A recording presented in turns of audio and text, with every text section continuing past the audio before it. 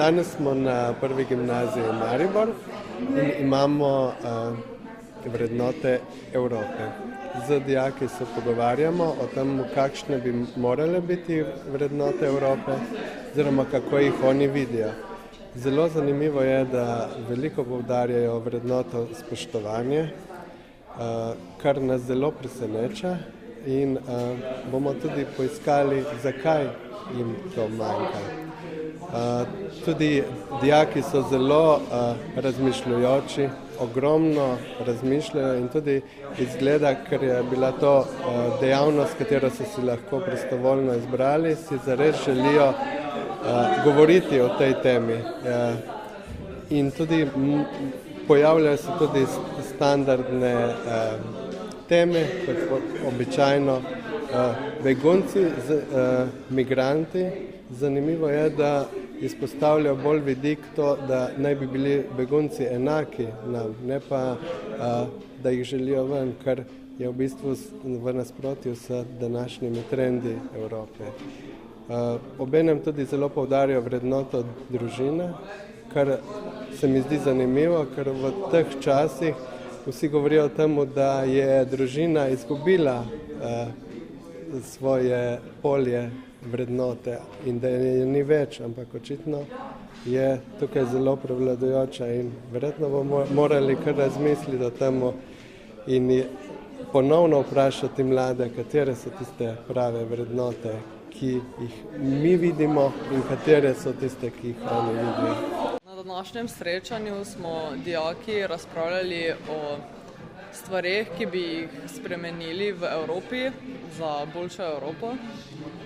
En izmed teh predlogov je bil, da bi znižali volilno pravico na 16 let zaradi različnih razlogov, kot so, da dejansko lahko mladi odločamo za prihodnost mladih in ne starejši za večino ljudi, ki jih še čaka celotna prihodnost. Potem mnenja smo tudi, da bi zelo bilo pomembno, da delamo na odpravi korupcije, tudi da so ljudje, ki so na nekaterih položajih, ki odločajo o množicah, ki vodijo množice, bi morali biti preverjeni strani neke institucije, ki bi se ukvarjala z čustveno čvrstostjo, z psihičnimi in mentalnimi sposobnostmi, da bi se preverilo, če so oni dejansko res sposobni za te položaje in položaje voditeljev.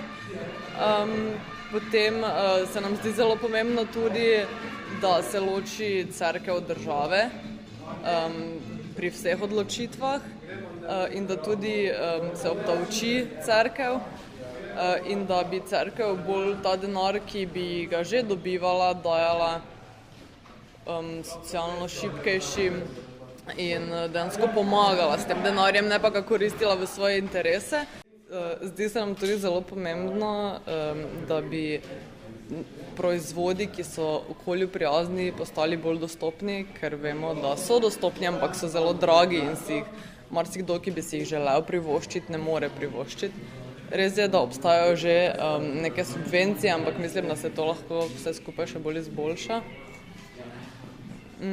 Govorili smo tudi o šolstvu in o tematiki šolstvo zastojno oziroma da bi bilo vsem isto dostopno, ne samo tistim, ki so premožnejši in imajo dejansko to možnost iti nekam drugam, se izobraževati. Meni se kot vrednota definitivno zdi vrednota svobode govora, da lahko v bistvu izraziš svoje misli in pa da poveš, s čem se ne strinjaš.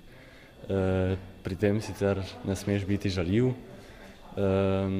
če pa te dolžnosti, v bistvu je to pravica in dolžnost in če tega ne izpolnjuješ, lahko tudi pustiš, da se dogajajo stvari, ki se ne bi smele dogajati.